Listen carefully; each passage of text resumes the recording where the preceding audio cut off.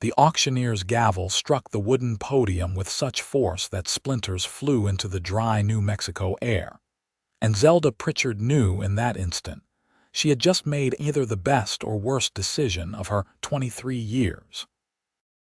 Around her, the crowd of ranchers and businessmen erupted into laughter so raucous that several horses tethered nearby whinnied in alarm. She stood straight-backed in her dusty traveling dress, chin lifted despite the heat flooding her cheeks, as jeers rained down like hailstones. "That little city girl thinks she can run the Garrett Ranch," someone shouted from the back of the crowd, gathered outside the Tucumcari courthouse on this blistering June afternoon in 1887. "She'll be begging to sell before summer's out," another voice called, followed by a fresh wave of mocking laughter. Zelda gripped her reticule tighter, feeling the reassuring weight of her late father's ledger inside. She had not traveled all the way from Philadelphia, enduring 2 weeks of cramped trains and dusty stagecoaches, to be intimidated by a bunch of rough men who thought women belonged nowhere near ranch business. Her father had taught her better than that before consumption took him 6 months ago, leaving her with a modest inheritance and an unquenchable determination to build something of her own. "Miss Pritchard, if you'll come sign the papers," the auctioneer said, his tone considerably less enthusiastic than when he had been accepting bids from the men. He clearly thought she had made a fool's purchase, throwing away $800 on 1,200 acres of scrubland, and a dilapidated ranch house that the previous owner had abandoned after a particularly harsh winter. She made her way through the crowd, ignoring the comments about her impending failure and the less savory remarks about what a woman alone might do to survive out here. The courthouse steps felt endless, each one a small triumph against the weight of their skepticism. Inside the clerk's office, she signed her name with steady strokes despite her trembling hand. The deed felt like parchment salvation when the clerk handed it over, official and real. Zelda Pritchard, landowner. The words sang in her mind even as doubt whispered in counterpoint. "You'll need hands to work that place," the clerk said, not unkindly. He was an older man with spectacles perched on a sun-weathered nose. "Garrett let everyone go before he left. Place has been sitting empty these past 4 months. "I intend to hire help," Zelda replied, keeping her voice even. "Good luck finding anyone willing to work for a woman," he said with a sympathetic shake of his head. She left the courthouse to find most of the crowd had dispersed, though a few men still lingered, watching her with expressions ranging from amusement to something harder to read. Zelda had arranged for a wagon to take her belongings out to the ranch, and she found the driver waiting exactly where he said he would be, though he looked none too pleased about the job. The drive out took nearly an hour over rough terrain, and with each mile that passed, Zelda's determination battled with growing apprehension. The land stretched endlessly in all directions, dotted with scrub brush, and the occasional mesa rising like a monument to desolation. The summer heat pressed down mercilessly, and she was acutely aware of how alone she would be out here. When the ranch finally came into view, her heart sank. The main house sagged like a drunk after a 3-day bender, its porch listing badly to one side. The barn looked marginally better, but several boards were missing from its walls. Fencing lay in collapsed tangles across what had once been corrals. Everything spoke of abandonment and despair. "This is it, miss," the driver said, pulling the wagon to a stop. "You sure about this?" "Quite sure," Zelda said, climbing down before he could offer assistance. She would not show weakness, not even to a hired driver who would doubtless spread tales of her folly throughout town. He unloaded her 3 trunks and the supplies she had purchased, accepted his payment, and left her standing amid the ruins of her new property with the sun beginning its descent toward the western horizon. The silence was profound, broken only by the whisper of wind through dry grass and the distant cry of a hawk. Zelda picked up the smallest trunk and carried it toward the house. The steps creaked ominously under her weight, and the front door hung askew on broken hinges. Inside, dust covered everything in a thick gray blanket. Evidence of pack rats littered the corners, and she disturbed a family of mice that scattered at her intrusion. She set down the trunk and fought back tears. This was nothing like the neat stone buildings of Philadelphia, nothing like the orderly life she had known. But that life was gone, buried with her father and the debts he had hidden so well. She had enough money left to sustain herself for perhaps 3 months if she was careful. And then this ranch would need to start producing something, or she would lose everything. The sound of hoofbeats outside brought her back to the door in time to see a rider approaching. He sat his horse with the easy grace of a man born to the saddle, and even from a distance she could see he was tall and broad-shouldered. As he drew closer, she could make out a strong jaw shadowed with stubble, dark hair that needed cutting, and eyes the color of a winter sky scanning her property with professional assessment. He reined in his horse, a handsome bay gelding, and touched the brim of his worn hat. "Madam." "Name's Zane Northridge. I work the Henderson spread about 5 miles east of here." His voice was deep and measured, with an accent that spoke of Texas origins. "Mr. Northridge," Zelda acknowledged, trying to sound more confident than she felt. "I am Zelda Pritchard, the new owner of this property." "I heard about the auction," he said, and she braced for mockery, but his expression remained neutral. "Came by to offer some neighborly advice if you'll hear it." "I am listening," she said cautiously. He dismounted, moving with economical grace, and walked to where the fence had collapsed. "Your biggest problem right now is water. Garrett had a well, but it needs clearing. Without water, you cannot keep stock, and without stock, you cannot make a living on land like this." He gestured at the parched earth. "We had a dry spring. Creek that runs through here is barely a trickle now." "I see," Zelda said, coming down the steps to join him, though she maintained a proper distance. "And the well, behind the house. But clearing it's dangerous work, and fixing this place up will take more than one person can manage alone." He turned those pale eyes on her, and she felt oddly exposed under his gaze. "Folks in town giving you a hard time about being a woman." "That is putting it mildly," she admitted. "Figured as much." He was quiet for a moment, studying the ranch buildings. "I've got some experience with wells and carpentry. Been working Henderson's place for 3 years now, but he's selling out, heading back to Missouri. I'll be needing a new position come the end of this month." Hope flared in her chest, but she forced herself to remain calm. "You are offering to work for me, Mr. Northridge, Zane," he corrected. "And I'm offering to help you get this place functional in exchange for room, board, and a fair wage when you can afford it. I've got some money saved, enough to get by for a while, but I'm not doing this out of charity." "Then why?" Zelda asked, searching his face for signs of ulterior motives. She had learned the hard way that men rarely did anything without expecting something in return. He was quiet long enough that she thought he might not answer. When he finally spoke, his words were careful. "My mother tried to run a ranch after my father died. I was too young to help much, and none of the neighbors would work for a woman. She lost everything.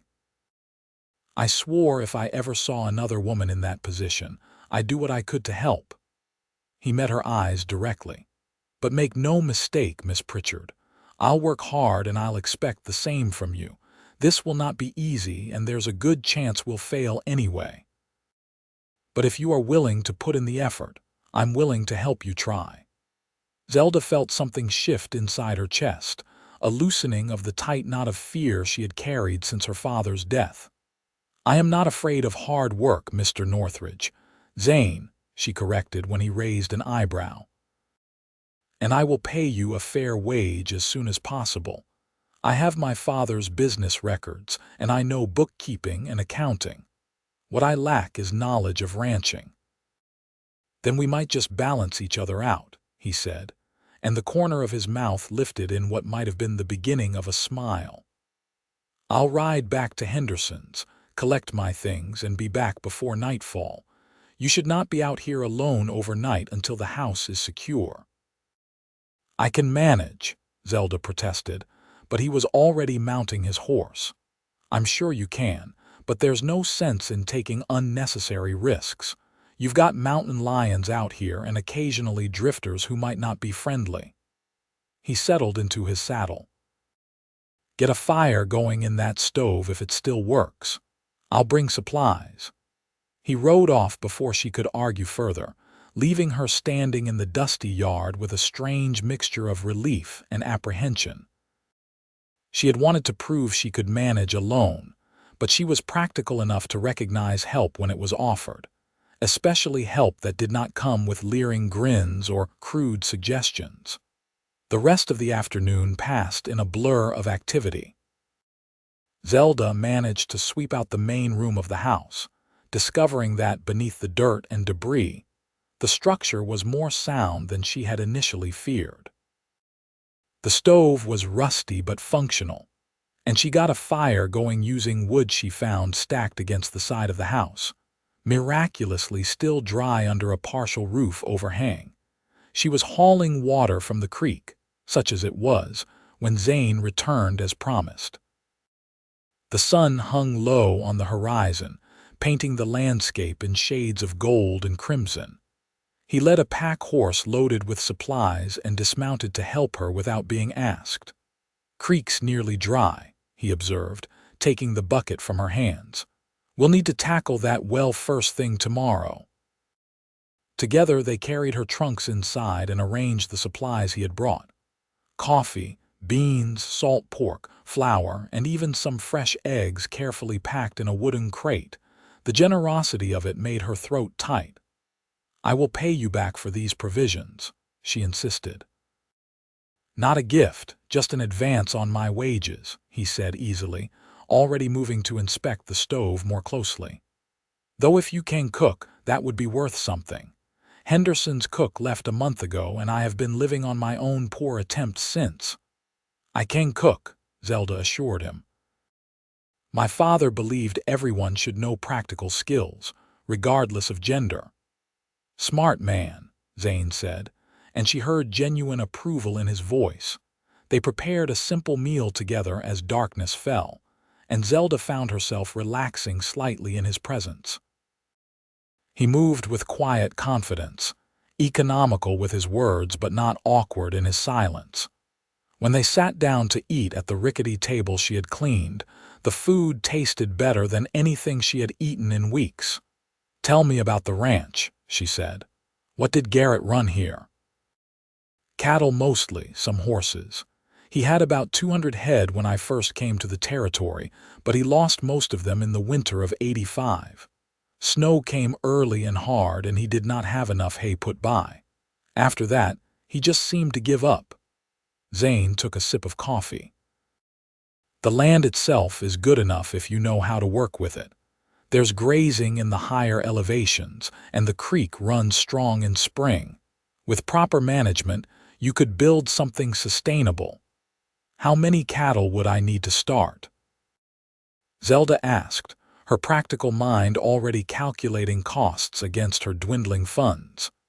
Depends on what you want to achieve. 20 good breeding cows and a decent bull would give you a foundation to build on. You could probably get them for about $300 if you are careful about where you buy. He studied her across the table. But first we need water, shelter, and fencing. No point in buying stock if we cannot keep them alive and contained. Then that is where we start, Zelda said with determination. Tomorrow we tackle the well. Zane nodded, a hint of respect in his expression. Fair warning, it will be dirty, difficult work. "I did not come here expecting anything else," she replied. He set her up in the main bedroom after they finished cleaning it as best they could in the lamplight. He would sleep in the barn, he said, until they could repair the smaller bedroom that had suffered water damage from a hole in the roof. Zelda protested that the barn was hardly suitable, but he assured her he had slept in far worse places. Alone in the bedroom with her trunk and a flickering oil lamp, Zelda changed into her nightdress and sat on the narrow bed that creaked under her weight. Through the broken window, she could see stars scattered across the sky in impossible abundance, nothing like the hazy view she had known in Philadelphia. The night sounds were unfamiliar, the darkness more complete than anything she had experienced in the city. But for the first time since her father's death, she felt a small flutter of hope. Zane Northridge might prove to be her salvation, or at least her chance at success. She recognized the danger in relying too heavily on anyone, especially a man she had just met, but instinct told her he was genuine in his offer. His story about his mother rang true in a way that calculated lies never did. Sleep came slowly, and when it did, her dreams were filled with endless fences and cattle stretching across vast golden plains. Dawn came early and bright, pulling Zelda from sleep with the insistence of light through the broken window. She dressed quickly in her most practical dress, a simple brown calico that had seen better days, and braided her long, dark hair to keep it out of the way. When she emerged from the house, she found Zane had already been up for some time, judging by the fresh wood he had stacked near the door and the repairs he had started on the porch steps. "Morning," he greeted, straightening from his work. "There's coffee on the stove." Figured we would eat something quick, and then get started on the well. Over a breakfast of fried salt pork and the biscuits Zelda made from the flour he had brought, Zane explained the process of clearing the well. It involved climbing down into the shaft to clear debris and dead animals that might have fallen in, then hauling up bucket after bucket of fouled water until they reached the clean water below. "It will take most of the day," he said, "and I will be doing the climbing since I have experience with it. Your job will be manning the rope and hauling up the buckets I send up." "That seems hardly fair," Zelda protested. "I should take a turn at the difficult work." "It is not about fair, it is about practical," Zane said firmly. "I outweigh you by a good 70 pounds, which means the rope is less likely to break with you on this end. And I have done this before. No sense in both of us risking a fall." She conceded the logic of his argument, though she disliked feeling useless. They spent the morning gathering the necessary equipment, which involved repairing the well's pulley system and testing the rope for weak spots. Zane worked with methodical care, explaining each step as he went, and Zelda found herself fascinated by the practical knowledge he possessed. The well itself was located behind the house, exactly where he had said, covered by a wooden lid that had partially rotted through. When Zane removed it, the smell that emerged made Zelda gag.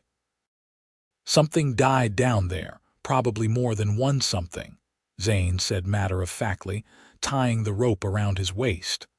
"Cover your nose and mouth with a cloth. The smell will get worse before it gets better."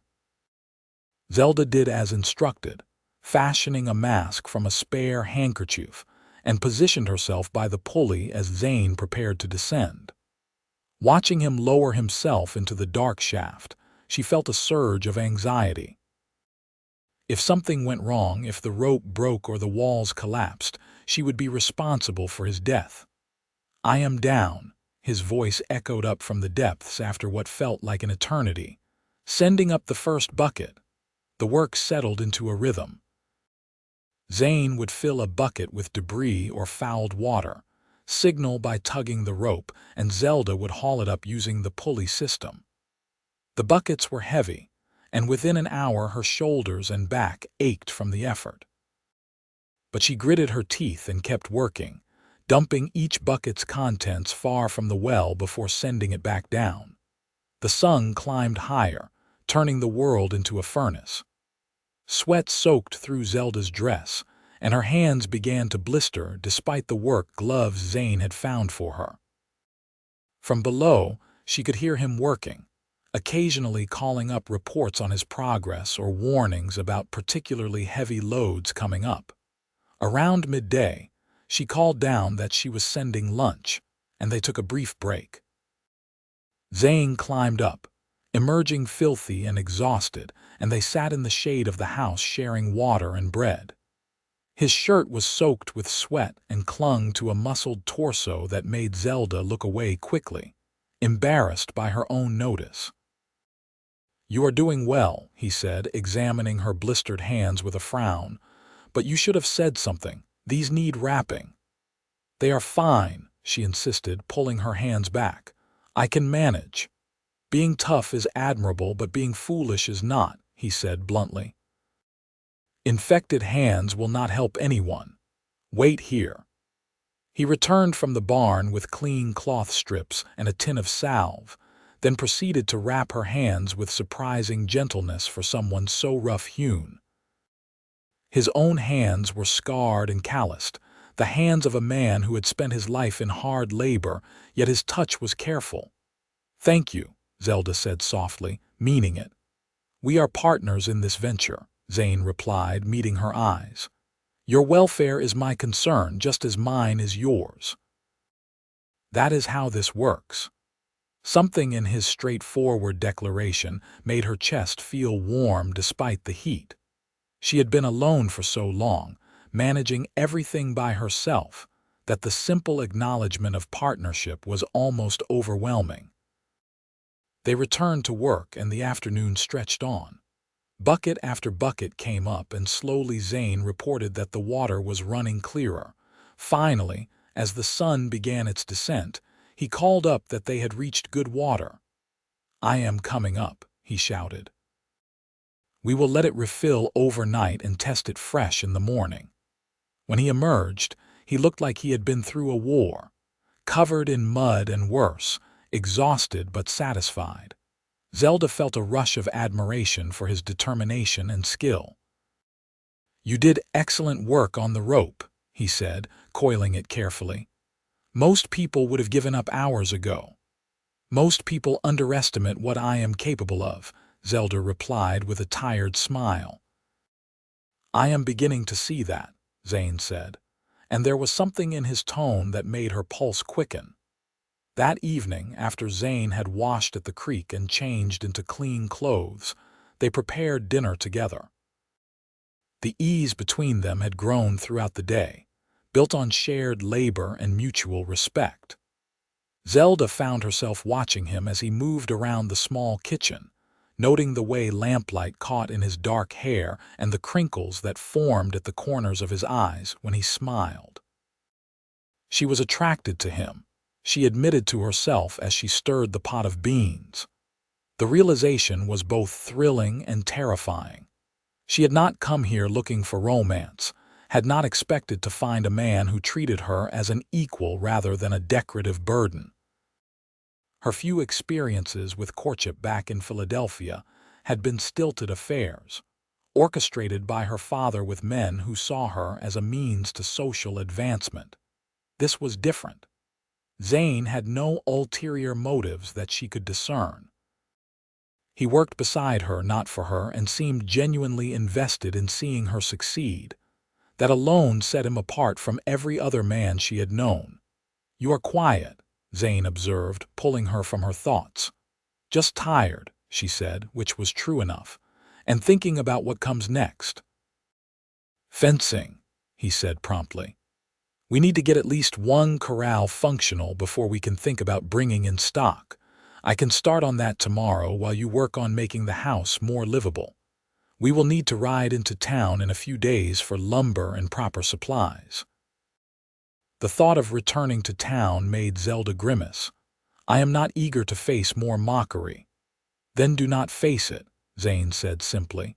"Hold your head up and ignore them. Actions speak louder than words. When they see this place functioning, they will find something else to laugh about. You make it sound easy, she said. It is not easy, but it is simple. Do the work, prove them wrong, move on. He served out the beans onto 2 plates. People will always find reasons to doubt. Give them reasons to respect instead. Over the following days, they fell into a routine that felt almost natural. Zelda focused on the house, patching the roof, scrubbing years of neglect from the floors and walls, and making the space livable. Zane worked on the fencing, replacing rotted posts and restringing wire with the efficiency of long practice. The well water tested clean, sweet, and cold, a triumph that made them both grin like children. With water secured, they could move forward with the rest of their plans. Each small victory built Zelda's confidence and deepened the partnership between them. She learned that Zane was 28, originally from a small ranch outside San Antonio. He had left Texas after his mother's death, unable to bear the memories, and drifted north working various ranches until settling in New Mexico. He was a man of few words but deep feeling, she discovered. The rare times he spoke of his past, emotion threaded through his carefully controlled voice. In turn, she told him about her father, the scholar who had taught literature at a private academy until illness forced his retirement. About the debts she had discovered after his death, the creditors circling like vultures, and her desperate need to build something independent before the small inheritance ran out. "He sounds like a good man," Zane said one evening as they sat on the newly repaired porch watching the sunset paint the sky in impossible colors. "He was," Zelda agreed softly, "but he was not practical. He lived in books and ideas, not in the real world of money and survival. I loved him dearly, but I will not make the same mistakes." "Is that what this is?" Zane asked, gesturing at the ranch. "Avoiding mistakes. This is building security," Zelda said. "Creating something that cannot be taken away by circumstance or the whims of others." "I will never be at anyone's mercy again." Zane was quiet for a long moment. "Independence is valuable, but so is knowing when to accept help. One does not negate the other." She looked at him, found him already watching her with those steady gray eyes. "Is that what you are doing? Helping?" "I am doing what makes sense for both of us," he replied. "You need experience and muscle.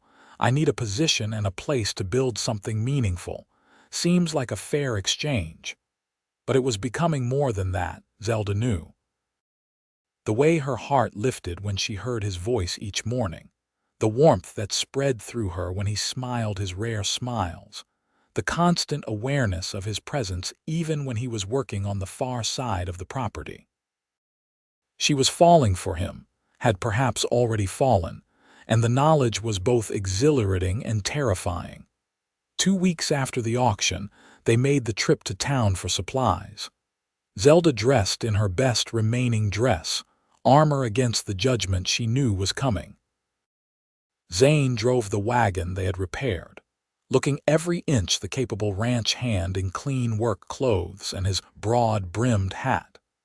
Tucumcari on a Saturday afternoon was busy with ranchers and their families doing weekly shopping. Heads turned as Zane pulled the wagon up in front of the general store, and Zelda felt the weight of curious stares following them as they climbed down. "Miss Pritchard," the storekeeper greeted, his surprise evident. "Still out at the Garrett place, I see." "I am," she replied evenly. "And I need supplies. Mr. Northridge has a list." Zane handed over the carefully itemized list they had prepared, and the storekeeper's eyebrows rose as he scanned it. Lumber, nails, wire, feed, and a dozen other items that spoke of serious work being done.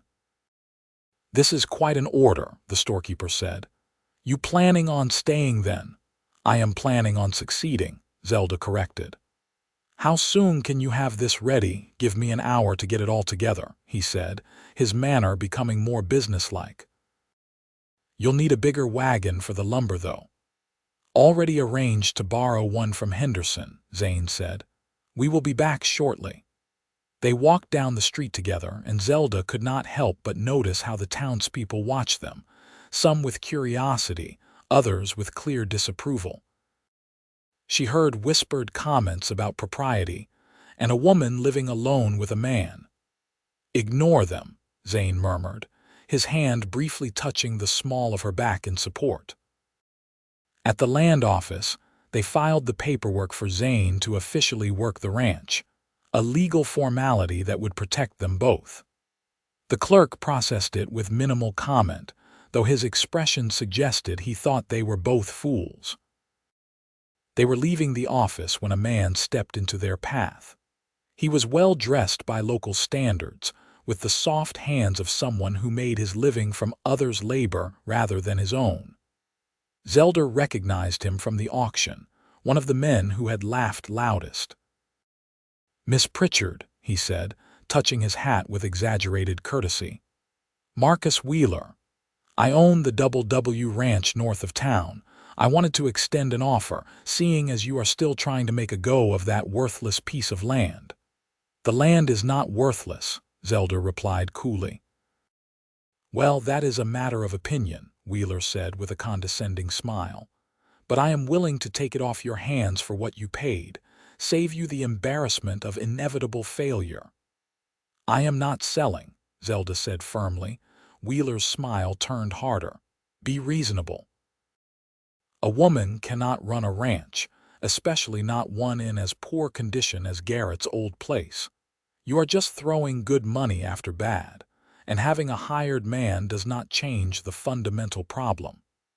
His gaze slid dismissively over Zane. "The lady said she is not selling," Zane said, his voice carrying an edge that made Wheeler take a step back. "I am just trying to help," Wheeler protested. "No need to get hostile." "Your help is neither needed nor wanted," Zelda said. "Good day, Mr. Wheeler." She walked past him, Zane at her side, her heart pounding with anger and a strange pride. Behind them, Wheeler called out, "You will come begging to sell within the month. Mark my words, ignore him," Zane said quietly once they were out of earshot. "Men like that cannot stand to see anyone succeed where they think there should be failure." "Why does he care if I fail or succeed?" Zelda asked, genuinely puzzled. "Because if you succeed, it proves he is wrong about women being incapable. And men like Wheeler build their whole identity on being right." Zane's jaw was tight with barely suppressed anger. "I have met 100 Marcus Wheelers. They talk big but contribute little. They collected the supplies, loaded everything into the wagons, and made the long drive back to the ranch. The sun was setting by the time they arrived, painting their property in the golden light that made even the rough buildings look almost beautiful. As Zane unloaded the lumber, Zelda stood looking at what they had accomplished in just 2 weeks. The house now had a solid roof and functional windows. The well provided clean water. Fencing was taking shape around what would become corrals and pastures. It was not much yet, but it was progress, tangible and real. "We are doing this," she said aloud, almost surprised by her own certainty. "Never doubted it," Zane replied, carrying a load of lumber past her. But he paused to add, "Though I will admit, you are exceeding my expectations. You have more grit than most men I have known." The compliment warmed her more than it should have. "I had a good teacher," she said, thinking of her father. Then, meeting Zane's eyes, and a good partner. Something passed between them in that moment, an acknowledgement of what was building alongside the ranch. Neither spoke it aloud, but it hung in the air like the golden dust motes in the sunset light.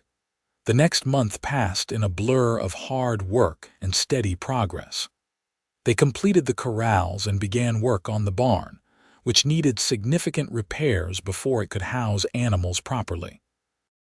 Zelda learned to swing a hammer with accuracy, to judge the quality of lumber, and to brace fence posts so they would stand against the strong winds that swept across the plains. Her hands grew calloused, her skin tanned despite the bonnet she wore, and muscles she never knew existed made themselves known through persistent soreness. But she had never felt more alive, more capable, more herself than she did covered in dust and sweat, building something with her own hands. Zane proved an excellent teacher, patient with her mistakes but demanding of her effort. He showed her how to read the weather in the shape of clouds, how to track animals by their prints, and how to move cattle without spooking them. Knowledge passed from him to her in a steady stream of practical lessons. But more than that, they learned each other. She discovered that he loved coffee strong enough to strip paint, that he hummed tunelessly when he concentrated on detailed work, and that he had a dry sense of humor that caught her off guard and made her laugh. He learned that she could not cook beef without burning it, that she had read every book she could get her hands on back in Philadelphia, and that she sang while she worked when she thought no one was listening. One evening in late July, they were sitting on the porch after another long day when Zane said, "We are ready for cattle." Zelda felt her stomach drop with a mixture of excitement and fear. This was the real test. Everything else had been preparation, but buying stock would mean committing the bulk of her remaining funds to this venture. If they failed now, she would have nothing left. "Where should we buy them?" she asked, keeping her voice steady. "There is a rancher down near Santa Rosa who is selling off part of his herd. Good stock, fair prices. I sent word we might be interested, and he is willing to meet with us." Zane stretched his long legs out. It would mean a 3-day trip. 2 days there and back, 1 day to negotiate and gather the cattle, then a week or so to drive them back here. "Then we should go," Zelda said, decision made. "The sooner we have cattle on the land, the sooner we can start building the herd." They left 2 days later, traveling light with bedrolls and supplies for the journey. Zelda had never been on such an extended ride, and by the end of the first day, every part of her body ached from the saddle. But she refused to complain, matching Zane's steady pace and camping that night under stars that seemed close enough to touch, sitting by the campfire, wrapped in a blanket against the cooling night air. Zelda felt a contentment she had never experienced in her ordered Philadelphia life. The crackling fire, the smell of coffee boiling in the battered pot, the presence of Zane sitting across from her, it felt right in a way that made her chest ache. "Can I ask you something?" Zane said, breaking the comfortable silence. "Of course," Zelda replied. "Why did you come here?" "To New Mexico, I mean. You could have stayed in Philadelphia, found a teaching position, or married someone respectable." He poked at the fire with a stick, not looking at her. "This is a hard life for anyone, but especially for a woman alone." Zelda considered her answer carefully. "Because in Philadelphia, I would always be someone's daughter, someone's wife, someone's burden. Every path open to me required subordinating myself to others' expectations and control. Here, I can be my own person. Build something that is mine, not given to me or inherited, but created by my own effort and determination." "Even knowing you might fail?" Zane asked. "Especially knowing I might fail," Zelda said fiercely. "Because if I fail, it will be my failure, my lesson learned. Not someone else's mistake that I have to live with. I am tired of being protected and constrained. I want to live." Zane looked at her then, the firelight reflecting in his eyes, and she saw understanding there. "I know what you mean," he said quietly. "After my mother died, I could not stay where everything reminded me of how I had failed her. Coming here, starting over, it felt like breathing again after drowning." "You did not fail your mother," Zelda said with certainty. "I was too young to help her keep the ranch," Zane said, old pain threading through his voice. Too small to do the work that needed doing, too inexperienced to know what she needed. You were a child, Zelda said firmly. The failure was with the men who would not help her, not with you. Just as any failure of mine would be mine alone, not yours for trying to help. He smiled at that, a real smile that transformed his usually serious face. When did you get so wise? I have always been wise, Zelda replied with mock hauteur. You are just now noticing. His laugh was warm and genuine, and she wished she could bottle the sound to keep forever. They reached Santa Rosa late the next afternoon and met with the rancher, a gruff older man named Morrison who looked Zelda up and down with frank skepticism. So you are the woman who bought Garrett's old place, he said without preamble. Heard about you. Folks say you will not last the year. Folks are often wrong, Zelda replied evenly. Morrison grunted, then turned to Zane. She really running things, or are you the actual boss? She owns the land and makes the decisions, Zane said firmly. I work for her. Morrison considered this, then shrugged. Well, your money spends the same as anyone's. Let me show you what I have available. The cattle were good quality, exactly as Zane had promised. Zelda watched as he examined them with a practiced eye, checking teeth and hooves, looking for signs of disease or poor breeding. She paid attention to everything he did, learning as she went. After an hour of inspection and discussion, Zelda made her offer. 20 breeding cows, 1 bull, and 10 yearling heifers for $280. Morrison counter offered at $320.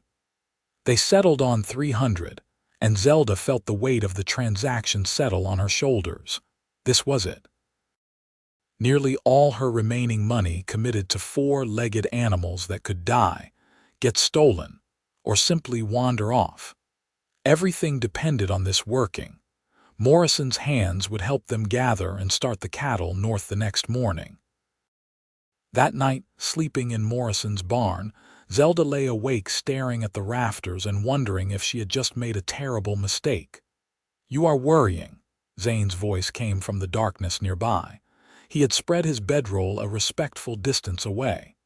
How can you tell? She asked. You keep sighing, he said, and she could hear the smile in his voice. The cattle are good, the price is fair, and we can manage the drive. Stop borrowing trouble. What if something goes wrong? She asked, voicing her deepest fear. What if I lose them all and end up with nothing? Then we figure out what went wrong and try again, Zane said simply. That is ranching. Sometimes you lose stock to weather or predators or plain bad luck. But you plan for that, keep reserves, and do not put all your faith in any one season or any one decision. You learn and adapt. You make it sound so logical, Zelda said, because it is logical. Success is not about never failing. It is about failing less than you succeed and learning from both. She heard him shift in his bedroll. You have good instincts, Zelda. Trust them. Trust yourself. The use of her first name without the formal miss sent a little thrill through her. I trust you, she said softly. That is a start, Zane replied, his voice warm in the darkness. The cattle drive back to the ranch was everything Zelda had imagined and nothing she had expected. The cattle were generally cooperative, and with Zane directing her efforts, she learned the rhythm of keeping them moving without pushing too hard. The physical demands were exhausting, from dawn until well past dusk each day, but there was satisfaction in watching the small herd make steady progress northward. On the 4th day, a summer storm rolled in with terrifying speed. Thunder cracked like rifle shots and lightning turned the afternoon dark as twilight. The cattle grew nervous, milling and bawling, and Zelda felt her own fear rising as the wind picked up. Stay with them, Zane shouted over the rising wind. Keep them calm. If they bolt, we will lose them. The next hour was a blur of rain and wind, of struggling to keep her seat on her nervous horse while encouraging the cattle to stay together. Lightning struck close enough that she felt the hair on her arms stand up, and one of the cows broke away in panic. Without thinking, Zelda spurred her horse after it, chasing the fleeing animal through sheets of rain. She had learned enough to anticipate the cow's movements, cutting it off and turning it back toward the herd with her horse's bulk. By the time she got it back, she was soaked to the skin and shaking with adrenaline, but she had done it. Zane rode up beside her, rain streaming off his hat. "Good work," he shouted over the storm. "Just hang on a little longer." The storm passed as quickly as it had come, leaving them wet, exhausted, and still in possession of all their cattle. As the sun emerged and steam rose from the wet earth, Zane rode over to where Zelda sat slumped in her saddle. "You did well back there," he said, admiration clear in his voice. "That was good riding and quick thinking." "I was terrified," Zelda admitted, pushing wet hair out of her face. "Being brave does not mean you are not afraid. It means you do what needs doing anyway." He smiled at her, and her heart did something complicated in her chest. "You are becoming a real rancher, Zelda Pritchard." They arrived back at the ranch on a golden afternoon 8 days after leaving. The sight of the property made Zelda's throat tight with emotion. Home, she thought. This rough place had become home. Getting the cattle settled into the new pastures was its own challenge, but by nightfall they were secure behind good fencing with access to water and grazing. Zelda stood at the fence watching them, still hardly believing they were real. "We did it," she said, as Zane came to stand beside her. "You did it," he corrected. "This is your dream, your ranch. I just helped build it." "It is our ranch," Zelda said firmly, turning to face him. "None of this would exist without you, Zane. Your knowledge, your labor, your faith in this venture when everyone else thought I was a fool. That makes it as much yours as mine." He was quiet for a long moment, his expression difficult to read in the fading light. "That is generous but not accurate. You own the land." "Then perhaps that should change," Zelda said, the words out before she could second-guess them. "A partnership properly legal. Equal shares in the profits, equal say in the decisions."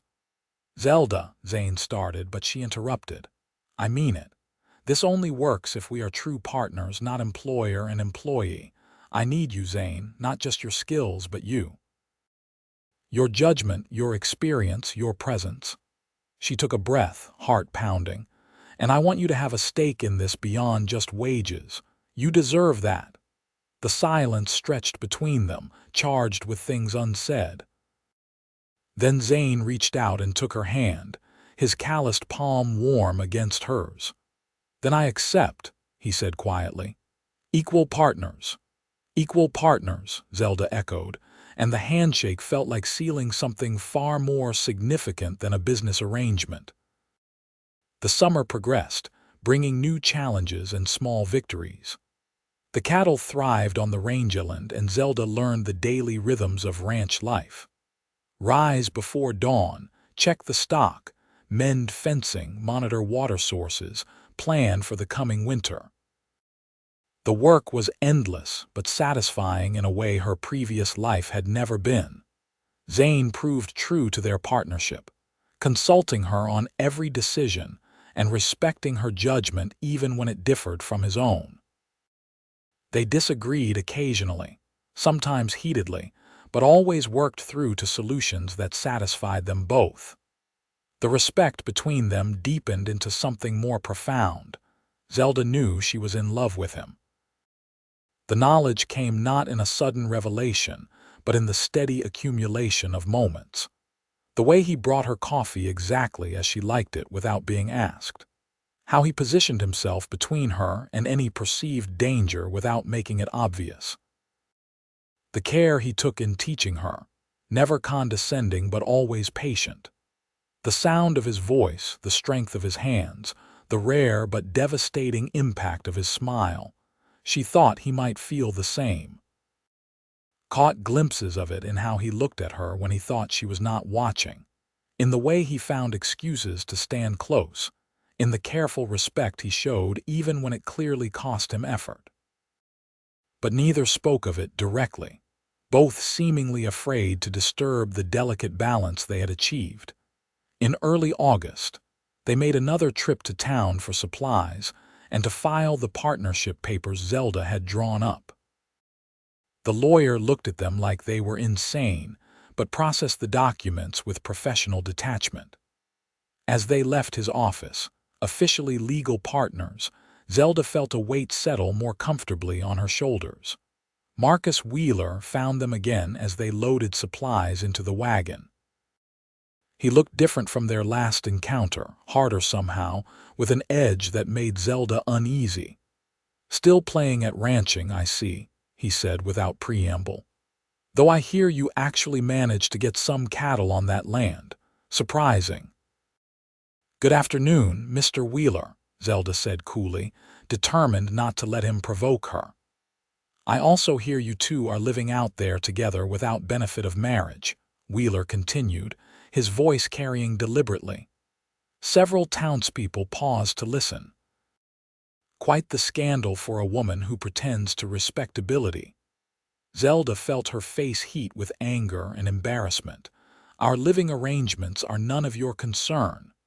"They are when they affect the moral character of this town," Wheeler replied sanctimoniously. "Perhaps if you cannot maintain proper standards, you should reconsider your position here." "And perhaps you should mind your own business," Zane said, his voice dangerously quiet as he stepped forward. "The lady has done nothing wrong, and your insinuations are unwelcome."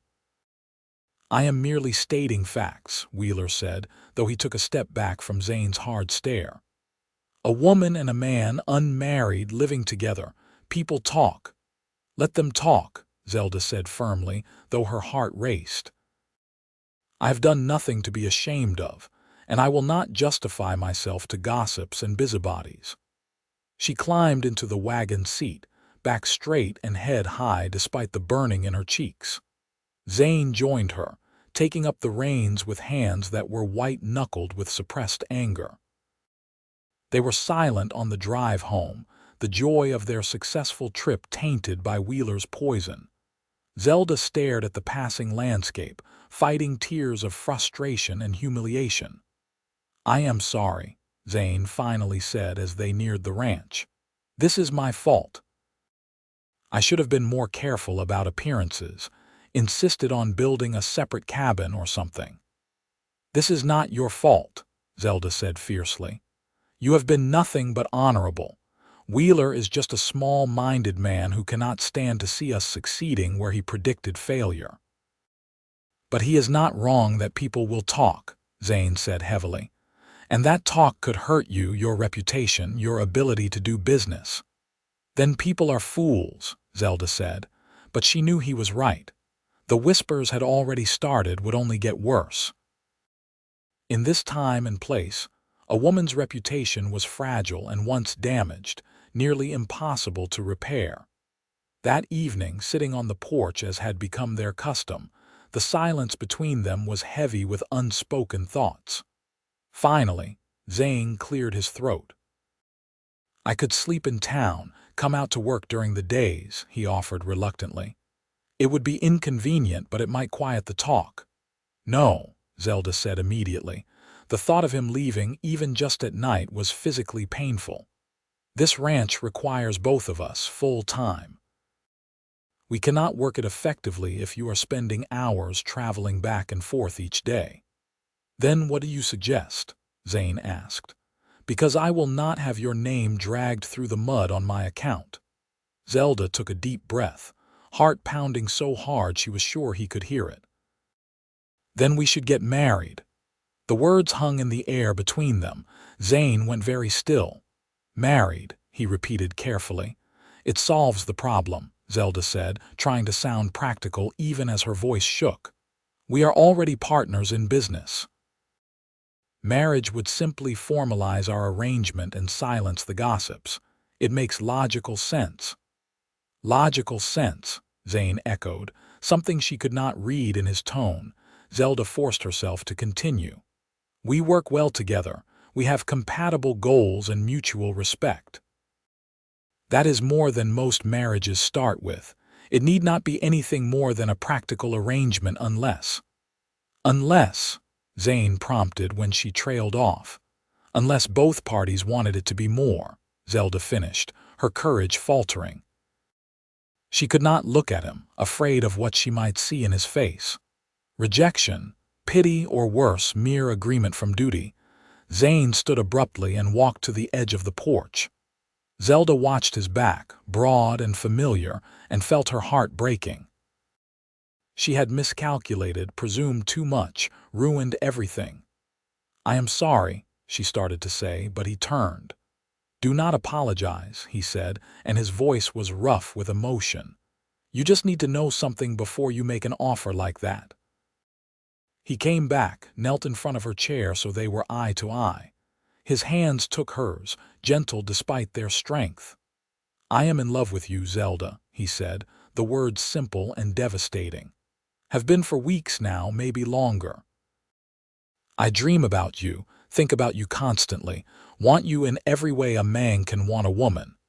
If we marry, it will not be just a practical arrangement for me. It would be real forever, everything that marriage means. So if that is not what you want, tell me now." Zelda felt tears spill over, but they were tears of joy. "That is exactly what I want," she said, her voice breaking. "I love you too, so much that it frightens me sometimes." Zane's smile was like sunrise, transforming his whole face. "Then yes," he said. "Yes, I will marry you. Not because it is practical or logical, but because I cannot imagine spending my life with anyone else." He kissed her then, and it was everything Zelda had imagined and more. Gentle but passionate, tender but claiming, a promise sealed with touch. When they finally broke apart, both were breathless and smiling. "We should do it soon," Zelda said practically, even as she leaned her forehead against his, "before Wheeler can do more damage." "Tomorrow, if you like," Zane agreed, "though I wish I could give you better. A real courtship, a fancy wedding, all the things a woman dreams of." "I have never been a woman who dreams of fancy weddings," Zelda assured him. "I dream of partnership and purpose and love freely given. You have already given me all of that." They sat together on the porch until the stars came out, making quiet plans and stealing kisses like the lovers they had finally admitted to being. Zelda felt a completeness she had never known, as if a piece of herself she had not known was missing had finally fallen into place. They rode into Tucumcari the next afternoon, both dressed in their best clothes. The courthouse was quiet, and the judge who performed the ceremony was the same one who had witnessed the auction that started everything. His eyebrows rose when they stated their intention to marry, but he processed the paperwork efficiently. "You are aware this is binding," he said, looking at Zelda. "You will have no legal recourse if things do not work out as you hope." "I am completely certain," Zelda replied, her hand tight in Zane's. The ceremony was brief and unromantic by conventional standards, but to Zelda it was perfect. Zane's voice was steady as he spoke his vows, his eyes never leaving hers. When he slid a simple gold band on her finger, a ring he had somehow acquired without her knowledge, she felt the rightness of it settle into her bones. "I now pronounce you man and wife," the judge said. "You may kiss your bride." Zane did thoroughly, making the judge cough in surprise. When they broke apart, both were laughing. They emerged from the courthouse to find Marcus Wheeler waiting with a small crowd of townspeople. Zelda felt her happiness dim, bracing for another confrontation. "Congratulations," Wheeler said, his tone making a mockery of the word. "How convenient that you solved your reputation problem so quickly, almost as if it was planned." "Our marriage is none of your concern," Zane said coldly. "Perhaps not, but I wonder how long it will last," Wheeler continued. Marriage of convenience rarely do, especially when the woman holds the purse strings. How long before you two are at each other's throats? As long as it takes for you to mind your own business, Zelda said sharply. Which, based on your current behavior, will be considerably longer than our marriage. Now, if you will excuse us, my husband and I have a ranch to run. The word husband sent a thrill through her, made more powerful by the possessive warmth in Zane's eyes when she said it. They left Wheeler sputtering and drove home as the sun set, painting the landscape in their now familiar gold and crimson. Home to the ranch they had built together, to the life they would continue building together, now as husband and wife. That night, alone in the house that was truly theirs, Zane carried her over the threshold despite her laughing protests. The bedroom that had been hers alone became theirs, and in the lamplight they discovered each other with tenderness and passion that left them both breathless and transformed. Afterward, wrapped in Zane's arms with her head on his chest listening to his heartbeat, Zelda felt peace settle over her like a benediction. "No regrets?" Zane asked softly, his fingers trailing through her loose hair. "Not a single one," Zelda assured him. "You." "Only that I did not tell you I loved you sooner," he said, kissing the top of her head. "I wasted weeks being noble and respectful when I could have been holding you like this." "We have all the time in the world now," Zelda reminded him, snuggling closer. "A lifetime of nights exactly like this." "That does not seem like nearly enough," Zane said, but his voice was content. The months that followed were the happiest of Zelda's life. The ranch continued to demand long hours and hard work, but now she had Zane not just as a partner but as a husband, and the difference was profound. They worked side by side during the day and fell into each other's arms at night, building both a livelihood and a love story that deepened with every passing week.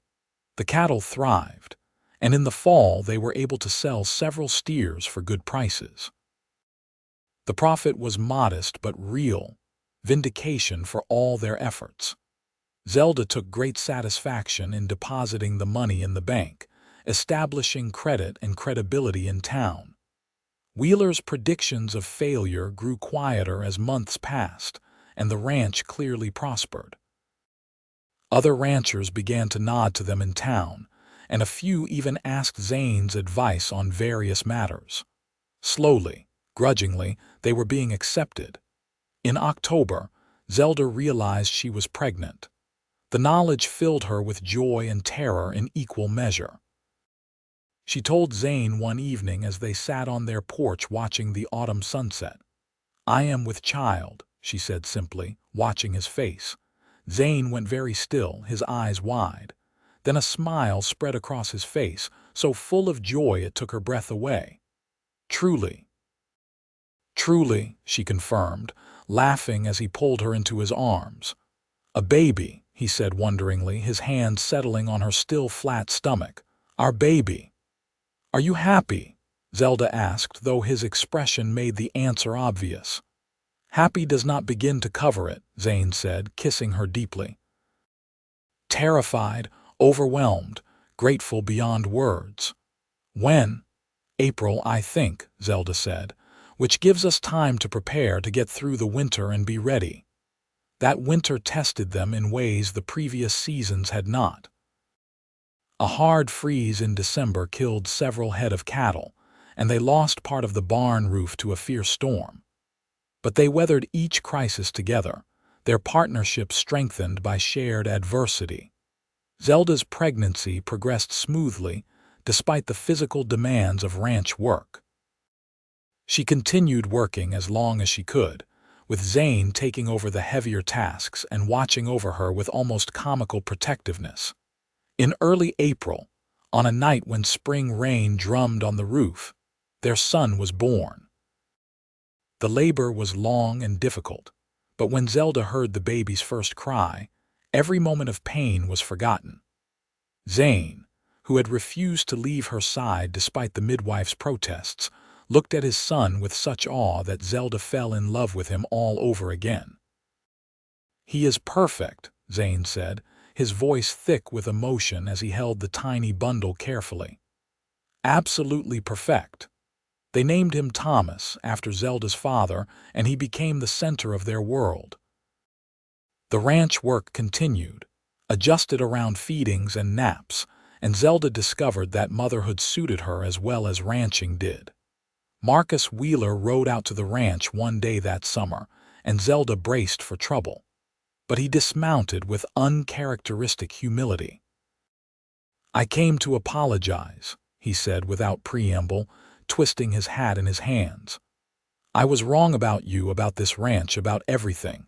You have built something impressive here, and I was too stubborn and foolish to see it. I hope you will accept my apology." Zelda exchanged a glance with Zane, who looked as surprised as she felt. "What brought this on?" she asked carefully. "My daughter," Wheeler admitted. "She is determined to attend university back east, wants to study medicine. I told her it was impossible, that women could not do such things.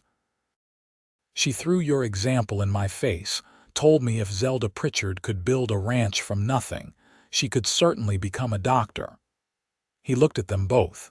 "She was right. I have been letting prejudice blind me to what is possible." "Then yes, I accept your apology," Zelda said, feeling something hard inside her soften. "And I hope your daughter achieves her dreams." "So do I," Wheeler said with a rueful smile, "even if she terrifies me with her determination."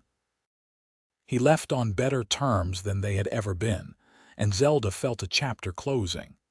They had proven themselves, not just to Wheeler but to the whole community. The woman who had been laughed at for buying a failing ranch had transformed it into a success. The years passed in a blur of growth and change.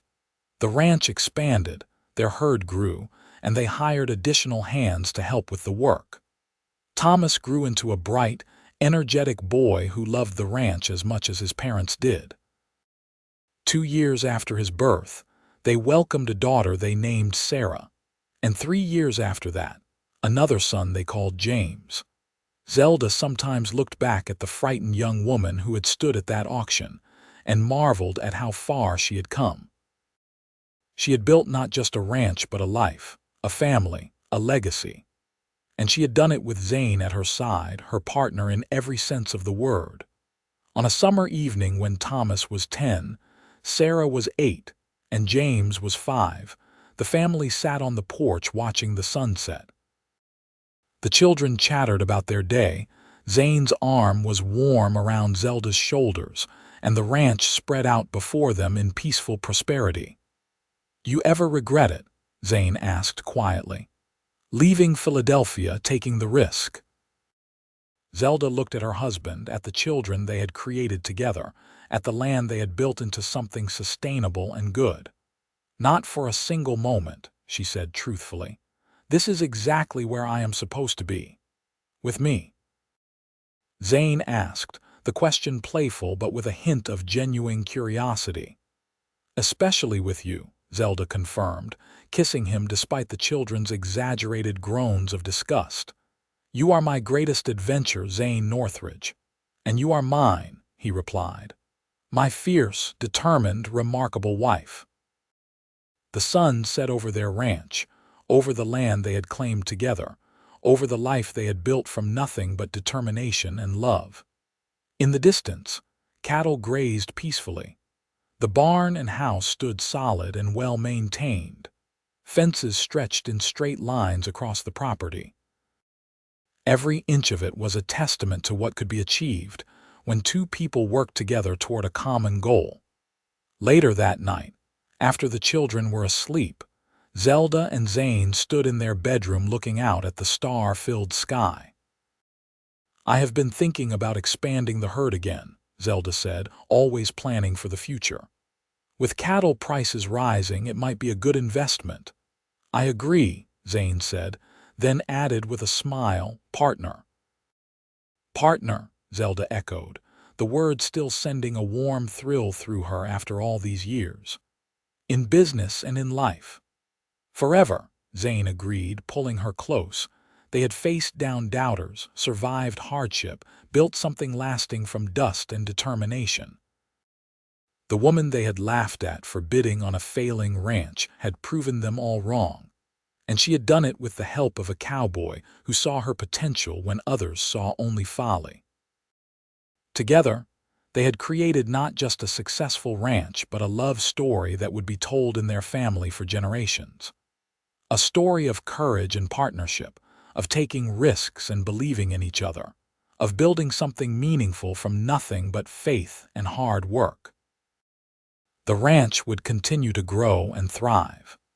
Their children would carry on the legacy, teaching their own children the lessons learned from two people who refused to give up. And at the heart of it all would be the love between Zelda and Zane, a love forged in shared struggle and sealed in mutual respect. As they prepared for bed, Zelda paused to look at the deed hanging on the wall, the document that had started everything. Her name, once alone on the paper, now had Zane's beside it. Equal partners, just as they had promised each other that day so many years ago. "What are you thinking about?" Zane asked, noticing her contemplation. "About how they laughed when I bid on this ranch," Zelda said softly. "About how impossible it all seemed." "And now," Zane prompted, coming to stand beside her. "Now I am grateful for every person who doubted me," Zelda said firmly, "because they gave me something to prove, and in proving them wrong, I found you, built this life, became who I was always meant to be." "We proved them wrong together," Zane corrected gently. "Everything we have, we built as a team." "The best team," Zelda agreed, turning to wrap her arms around her husband. "I love you, Zane Northridge, today, tomorrow, and every day after." "And I love you, Zelda Northridge," he replied, holding her close. "My brave, brilliant, beautiful wife, the woman who took a chance on a failing ranch and built an empire." "We built an empire," she corrected with a smile. "We built an empire," he agreed. And in that moment, wrapped in each other's arms in the home they had created together, surrounded by the life they had built from nothing, Zelda knew that she had found exactly what she had been searching for. Not just success or independence or security, but love, partnership, and purpose. The ranch that had seemed like such a foolish purchase had become her salvation. The cowboy who had offered help had become her everything. And the woman who had been laughed at had the last laugh after all, living a life richer and fuller than anyone who had doubted her could have imagined. Their story was one of triumph over adversity, of love conquering doubt, of two people finding in each other exactly what they needed to become their best selves. It was a story that would echo through the years, inspiring their children and grandchildren to take their own risks, to believe in their own dreams, and to never let anyone convince them that something was impossible. As sleep finally claimed them, Zelda's last thought was one of profound gratitude. For the ranch, for the life, for the family, but most of all for Zane. Her partner, her love, her home. The morning would bring new challenges, as all mornings did on a working ranch. But they would face those challenges together as they always had. Building, growing, loving, living. And that, Zelda thought as she drifted into dreams, was everything she had ever wanted and more than she had dared to hope for.